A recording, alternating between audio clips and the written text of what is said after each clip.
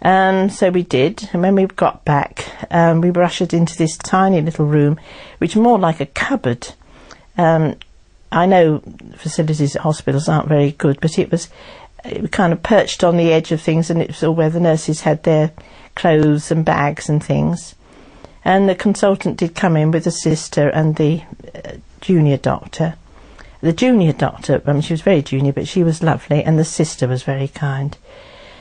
But the consultant just came in, and I know perhaps they don't like telling bad news, but he said, "Well, I'm sorry, I can't operate. Your liver's far too bad.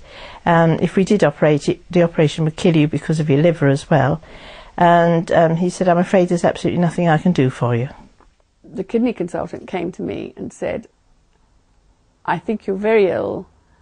It's not a kidney problem as such, although your kidneys are not functioning very well at all. But I'm going to hand you over to the haematology team because I think you've got multiple myeloma." He said this to me in the knowledge that I'd lost my husband only a few months before.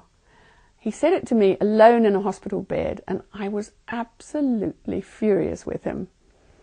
I said, you know what happened to my husband?" He said, "Yes."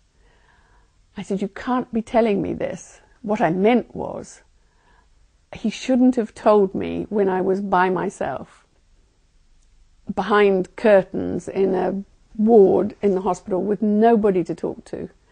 And I was desperately upset. I immediately rang a friend who came rushing up to the hospital to help me. Yes, he did, yes. He said, "I think that you've had this for a very long time. I think that you've been widowed for a long time, and you've been overworking for a great many years, and you've been trying to do too many things. Instead of being lazy, you've worn yourself out, and your heart said it's had enough." That's what it all comes down to. And that's what he ended up with saying. What did you feel when you heard that? I didn't feel anything for a few minutes at all. I was absolutely stunned into silence, which is unusual for me. And then it was such a shock that I cried, and I screamed like a banshee. For ages and ages I upset half the other patients. Yeah, but he was such a wonderful man. He just sat and hugged me for about an hour, and he carried on explaining, and he re-explained the diagrams and things, and he said that you've got to listen and you've got to take this on board because it's going to change your life, and I need, before I go, to know that you've really understood this.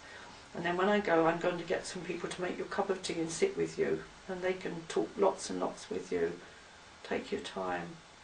So that's how it came about. About 4 days later, when I went to see him, I went in and sat down, and he looked at me and he said, "We've got a problem." And I was actually very impressed with that because I immediately felt that I wasn't on my own in this, and I said, "Is it cancer?" And he said, "Yes." And I asked him if it was operable, and he said, "Yes, it is." And he said, "I'll tell you what I propose to do about it." And he told me. I asked him if there were any alternatives, any other options, and he looked me straight in the eye and he said no. And I completely trusted him. He was obviously very experienced, and he made me feel that he was in it with me, which obviously, you know, I didn't feel alone, and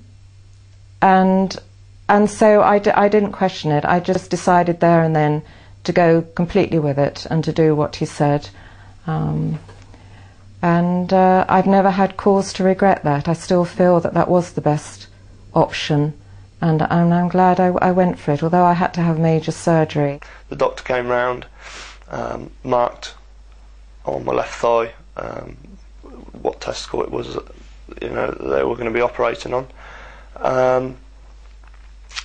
Then the consultant came in.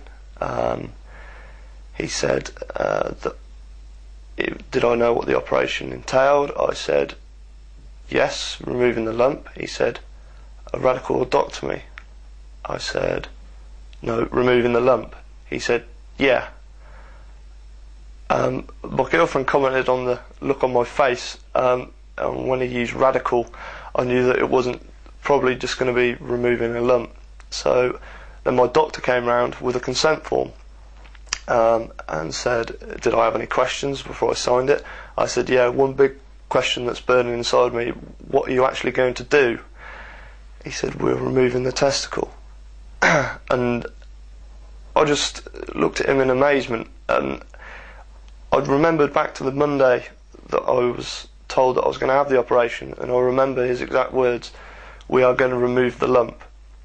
At no point did he say that we were going to remove the testicle. So I sat there in amazement. I signed the form. I wasn't going to go back. I knew that it was the best thing for me. He said that operating on a testicle with a lump on it, if it was cancerous, that would encourage the cancer to spread. So I then went on to ask him, if it was cancer, what would then be the procedure? He said that I'd be asked back in for a CT scan, and then obviously further treatment if required. So again, it all came to me. It was 3 hours till the operation, and they tell me this. It was not good timing. Who told you had cancer? I think about this, like who actually said that I had cancer, and I don't actually remember anyone saying, the cancer word. My mum came back and she said, the doctor says they found a mass. And you don't really think, well, what is a mass? When I eventually went to the hospital, it became a tumour. Again, what's a tumour? And then this social worker came down, a sergeant social worker, when I was on the young oncology unit. She came down and she said that she was from Sergeant Cancer Care, and I kind of looked at her and I was like, well, I don't have cancer, why do I need to see this woman? And I think she was the first person that made me realise that I actually had cancer. I was in a cancer hospital and I knew that I was going to have chemotherapy, but even then it was kind of, well, it's a tumour, it's a mass, it's not, and people still won't say cancer. I don't know, for some reason it's like the hardest word for people to say, and it's not really that bad a word to say. So your doctor at the hospital didn't No. explain to you? No, he said it was a tumour. He explained, he explained that it could be a lymphoma or it could be a sarcoma. But he didn't explain what a sarcoma or a lymphoma was. He never explained. It was always a tumour or a mass or a growth. They never said it was cancerous or they'd say malignant. But when you're kind of 17, you're not really kind of sure what you understand the word cancer, but you don't understand malignancy or you just don't understand that kind of thing.